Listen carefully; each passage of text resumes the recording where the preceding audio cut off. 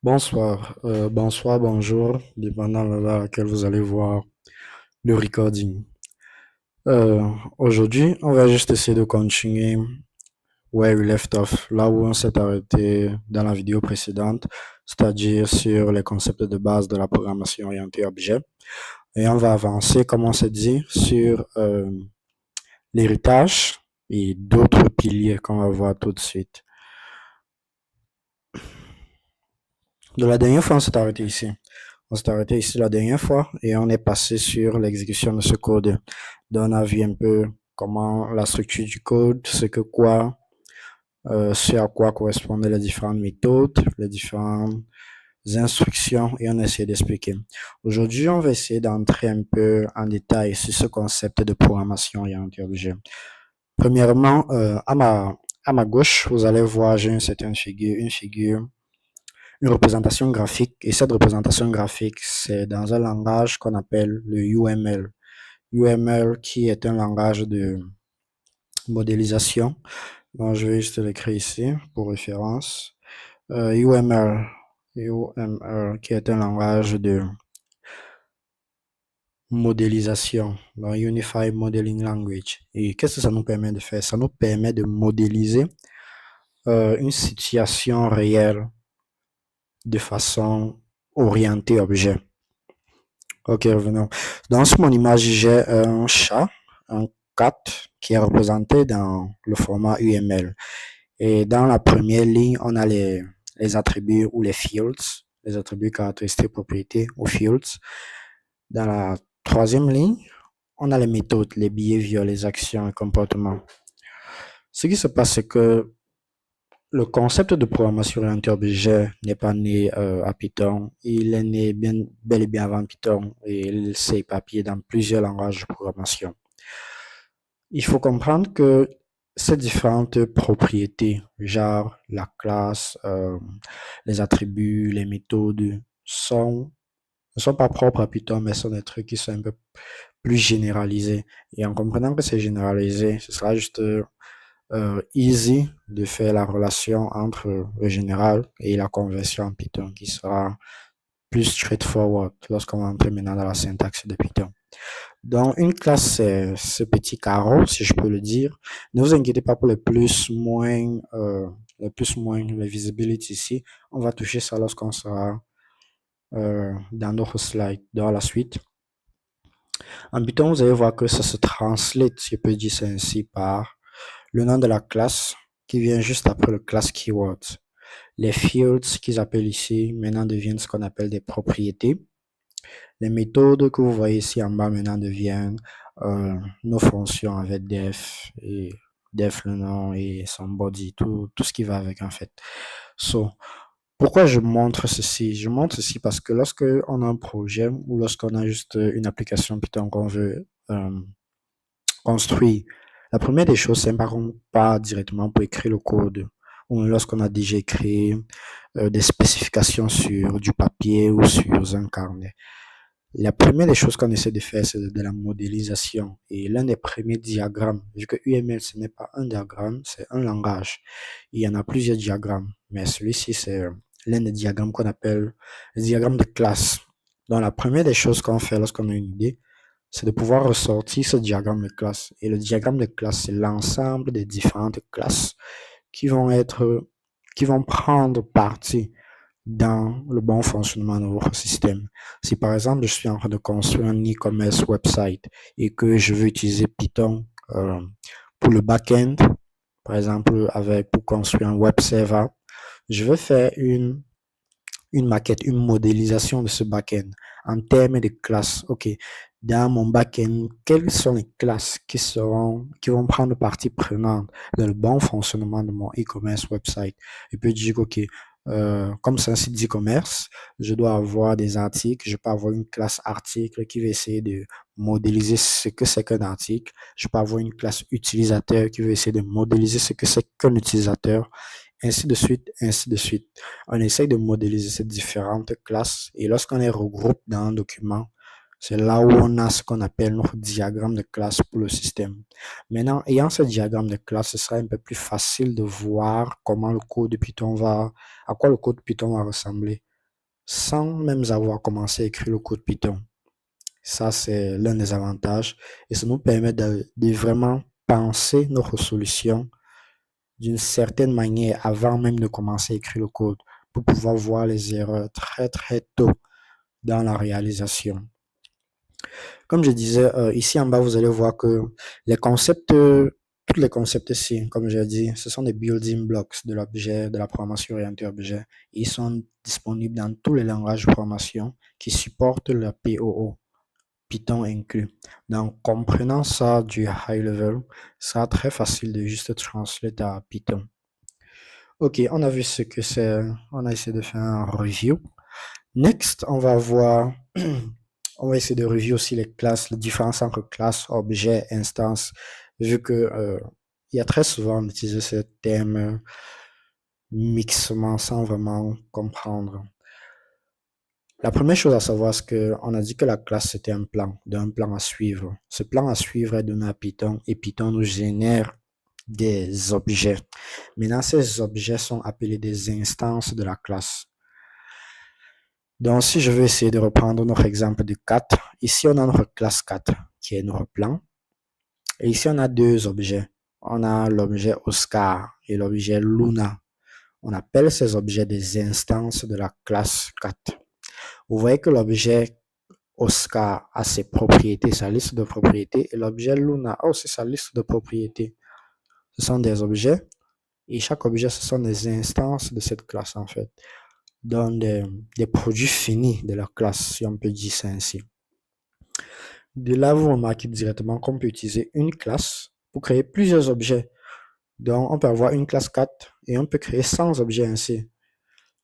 Cela soulève aussi l'un des avantages de la programmation orientée objet. Parce que sans programmation orientée objet, ce qui devrait se passer, c'est que on devrait modéliser, par exemple, le chat d'une certaine manière sans utiliser les classes, les méthodes, juste en utilisant les variables, les fonctions. Et pour créer, par exemple, 100 chats, ce qu'on allait faire, c'est qu'on allait copier le code, le premier code qu'on a eu, on allait le coller 100 fois pour obtenir 100 chats. Vous voyez déjà que on obtient un code qui est un peu très répétitif, qui viole l'un des principes en programmation qu'on appelle le DIR, le dry principle, don't repeat yourself. Ça viole ce principe. Ce principe dit juste que lorsque vous vous rendez compte que vous copiez des codes et vous répétez ça un certain nombre de fois, ça veut dire que vous êtes en train de faire ce que vous voulez faire, mais de la mauvaise manière.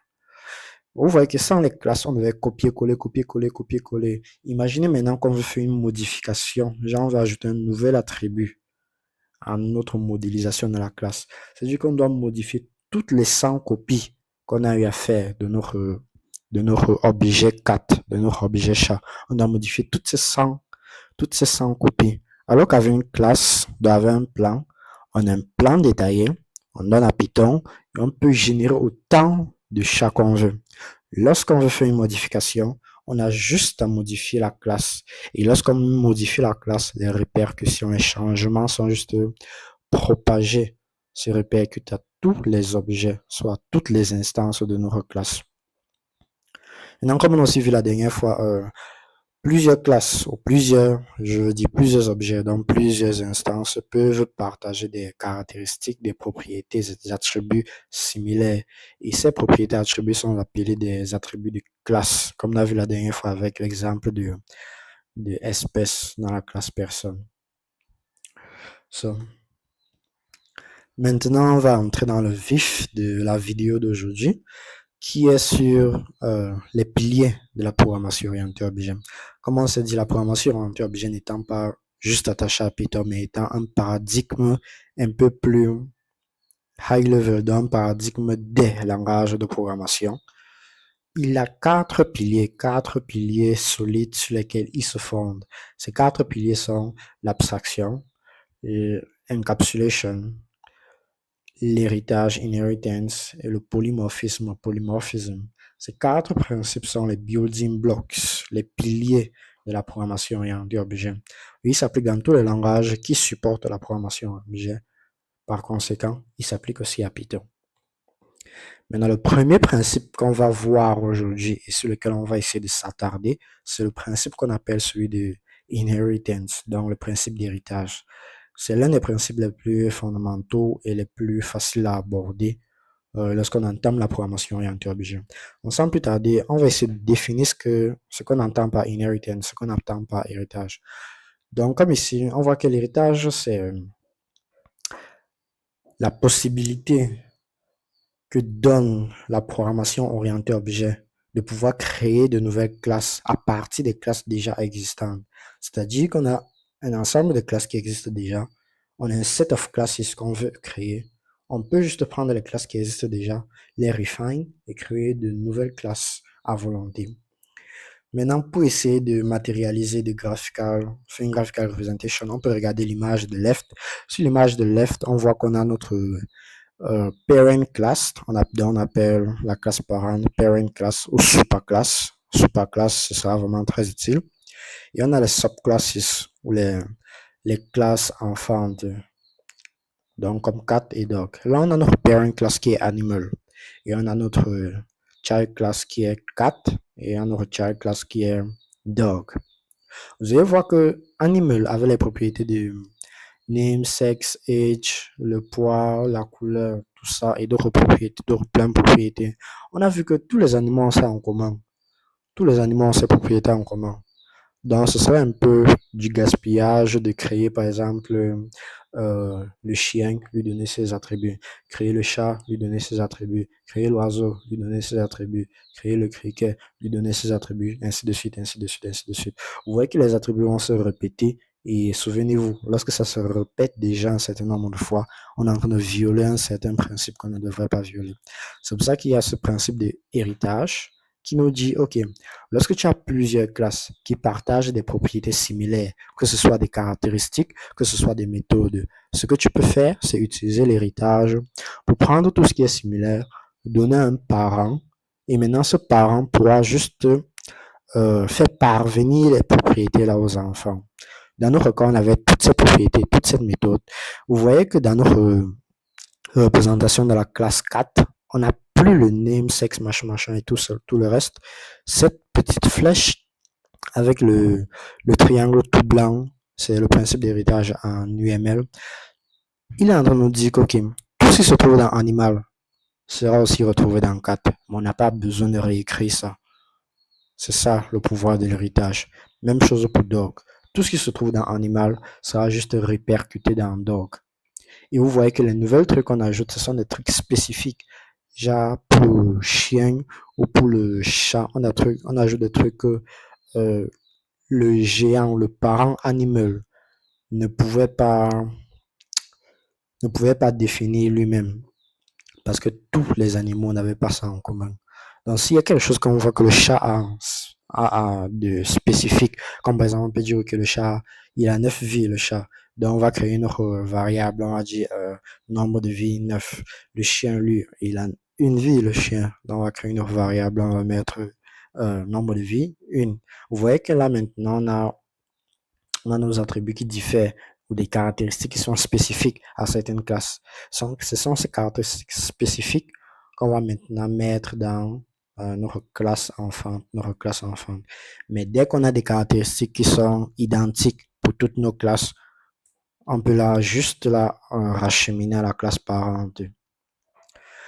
Maintenant, pour revenir à Python, on va voir que le principe d'héritage en Python se fait de façon très simple, très simple. Pour faire l'héritage en Python, on passe juste de la classe parent entre parenthèses de la classe enfant, et c'est ce qu'on va voir à la suite. Donc ici dans notre exemple, on a la classe animale, on a une classe animale, on a une classe dog. Maintenant, la classe dog hérite de la classe animale, et cela on peut le voir parce qu'on on a juste passé notre animal entre parenthèses de notre classe dog. Donc, juste ici, on a passé notre animal entre parenthèses de notre classe dog, ce qui signale à Python que cette classe dog va juste hériter de animal. Toutes les propriétés qui seront trouvées, toutes les méthodes qui seront trouvées dans la classe animal, répercute-les dans la classe dog. Et ainsi, vous allez voir, voici par exemple la méthode init de la classe animal, qui est la classe parente, et voici la méthode init de la classe dog. Et lorsqu'on va voir partir dans le cours, vous allez voir, on a un mot-clé super.init. Et ce super.init, le mot-clé super nous permet de appeler la classe parente. Donc, vous pouvez prendre, si on essaie d'interpréter cette ligne, on va dire, OK, à cette ligne, Python dit à la classe parente d'exécuter sa fonction, sa méthode init avec les paramètres qui sont passés. Bon, tout de suite, on va passer au code et on va essayer de voir comment tout cela se présente. Donc ici, je suis sur le code qu'on venait de voir avec notre classe animal, la méthode init et plein d'autres méthodes qu'on va voir. On a notre classe dog avec sa méthode init. Donc la première chose qu'on va essayer de voir ensemble, on a aussi une troisième classe. La première chose qu'on va essayer de voir ensemble, c'est l'implémentation de la fonction, plutôt de la méthode init. Notre méthode init, si vous regardez bien, elle prend en paramètre le doc name, le doc age et deux autres paramètres qui ont des valeurs par défaut. Donc, on n'a pas forcément besoin de passer. Et ce qu'elle fait d'intéressant, c'est que à cette ligne particulièrement, elle utilise un mot-clé super. Et si vous mettez votre curseur sur ce mot-clé super, vous allez voir un tas de codes avec des décorateurs et un peu de trucs partout. Mais si on essaye de expliquer ce que la méthode super fait, en fait, la méthode super dit que, OK, regarde la classe parente de cette classe dog qui est animal. OK, la classe parente c'est animal. Donc, il va dire la classe parente étant animal, utilise animal et appelle la méthode init qui se trouve dans animal, dans la double underscore init qui se trouve dans animal. Cette méthode double underscore init qui se trouve dans animal, dans cette méthode, appelle cette méthode et passe en paramètre le nom du chien, l'âge du chien et ces deux paramètres qui étaient passés aussi ici. Donc, ce qu'il va faire, c'est qu'il va venir dans la méthode init. Le animal name, ce sera le dog name. Animal age sera le dog age. Et le species sera les par défaut qui est dépassé. Il va venir ici, il va dire, OK, le nom de l'objet courant, c'est ce qui était passé en paramètre. L'âge de l'objet courant, c'est ce qui était passé en paramètre. Même chose pour l'espèce, le son qu'il fait. Et il a une valeur par défaut qui est le is hungry, qui est par défaut égal à true et qui ne peut pas changer. Donc, c'est ça le super pouvoir de la méthode init. Et juste pour essayer une façon mémotechnique de comprendre ce super, c'est du genre, si on revient sur notre visualisation, ici, particulièrement ici, on avait ce super classe qui était la classe parente. Donc, on peut juste essayer de retenir super avec ce super classe. Ensuite, on essaie de regarder ce super classe, de se rappeler que, OK, super classe, c'est pour la classe parente. Donc, lorsqu'on dit super, là où je vois super, ça veut dire que j'appelle la classe parente. Et lorsque je fais super point, j'utilise un certain élément de la classe parente. Comme par exemple, si j'ai fait super point init, ce qui m'a permis de pouvoir utiliser la méthode init de la classe parente. Je pourrais faire super point make sound. Je pourrais faire super point info. Il y a plein de trucs que je pourrais faire avec ce super. Et ça, on va essayer de conclure là pour aujourd'hui, pour un peu rendre le truc digeste. Et avant que je n'oublie, au fur et à mesure qu'on avance avec ces vidéos, n'oubliez pas que le PDF est available, le PDF sur l'exercice de la programmation orientée objet. Donc après chaque vidéo, vous allez voir que les exercices vont de difficulté easy à high. Après chaque vidéo, vous essayez de faire les exercices. Comme ça, vous allez essayer de pratiquer les trucs qu'on essaie de voir. Comme par exemple, la première méthode, la première vidéo, on a parlé des introductions de concepts de base. Vous voyez qu'ici, on a l'exercice 1 qui vous demande juste de créer une simple classe livre avec des attributs et de créer des instances. Cela vous permet de pratiquer ce qu'on a appris et le plus vous pratiquez, le plus cela va mieux rester dans le cerveau. Donc, au fur et à mesure qu'on avance avec les vidéos, prenez le PDF, traitez l'exercice sur le PDF et à la fin, le week-end ou même dans une vidéo futur, je vais essayer de corriger quelques petits exercices. Sur ce, jusqu'à la prochaine vidéo. Prenez soin de vous.